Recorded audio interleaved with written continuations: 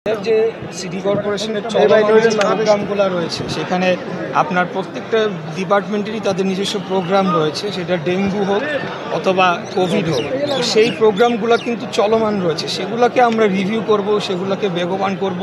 অতীতে কিভাবে কোথায় কোথায় ব্যর্থতা ছিল সেগুলোকে চিহ্নিত করে সেগুলা নিরসন করা, এগুলাই তো একটা জনপ্রতিনিধির কাজ হয়ে থাকে।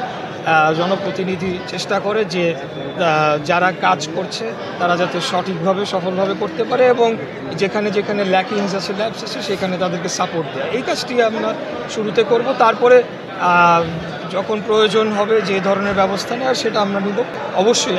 আজকে সেজন্যই তো আমরা এসে ঘোষণা দিলাম যে বিরতিহীনভাবে আমাদের এই কর্মসূচি চলমান থাকবে।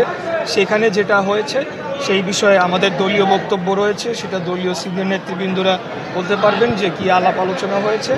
আমাকে বলা হয়েছে যে নাগরিকদের যে যৌক্তিক দাবি, যৌক্তিক আন্দোলন এবং এখানে যে সর্বোচ্চ আদালতের কর্তৃক যে নিষ্পত্তি করে যে আমাকে মেয়র ঘোষণা করে যে গ্যাজেট প্রকাশ করা হয়েছে সেটার বাস্তবায়নে নাগরিকদের যে চলমান আন্দোলন সেটাকে পার্টিসিপেট করার জন্য এবং সেটাকে বেগবান করার জন্য এবং সেটা দ্রুততম সময় যাতে একটা যৌক্তিক সমাধানে যায়। আজকে আপনার আমার মূল বক্তব্যেও আপনি হয়তো বা খেয়াল করে থাকবেন, আমি অনেকটা অনুনয় বিনয় করেছি সরকারের কাছে যে আপনারা এটা শেষ করেন, কারণ তারা যদি মনে করে যে এটা আমরা দেখি না কি হয় বন্ধ হয়ে যাবে, আসলে সেই পর্যায়ে বহু আগে অতিক্রম করে গিয়েছে। আমরা রাজনীতি করি, আমাদের এখানে একটা রাজনৈতিক স্টেটমেন্টেরও বিষয় রয়েছে, অতএব এখান থেকে পেছনে যাওয়ার কোনো সুযোগ কীভাবে যাবেন আপনি, এখানে আইনি জটিলতায় তারা পড়বে।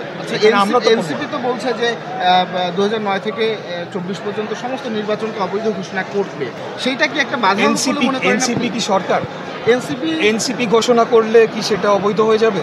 আরেকটা আপনাকে কোয়েশ্চেন করি, অবৈধ ঘোষণা যে হবে বা অবৈধ হবে সেটা তো আমার এই রায়ের মাধ্যমে আপনি এখন বলতে পারছেন যে ওই নির্বাচনটা অবৈধ ছিল। আপনি তো মুখে মুখে এখনও তো ওই আগের সমস্ত নির্বাচন বহাল রয়েছে, সমস্ত কিছু তারা মেয়রদের অপসারণ করেছে, নির্বাচন কিন্তু বাতিল করতে পারে নাই।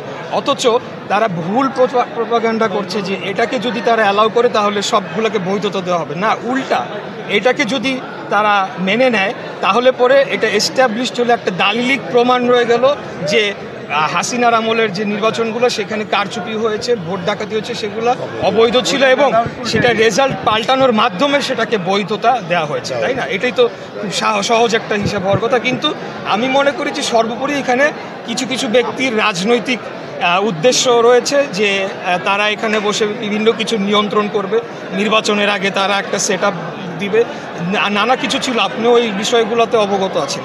সেখান থেকে তারা এক এক সময় এক এক অজুহাত দিয়ে মানুষকে বিভিন্নভাবে, এক সময় বলছে রায়ে সমস্যা, আবার বলছে যে বৈধতা দেওয়া হবে, তো কোনটা সত্য? আবার বলছে যে একটা দিলে অনেক দিতে হবে। সো তাদের কথার মধ্যে কিন্তু আপনি ধারাবাহিকতা, কনসিস্টেন্সি খুঁজে পাবেন না, কারণ আমরা শুরু থেকেই জানি এগুলো রাজনৈতিক উদ্দেশ্য।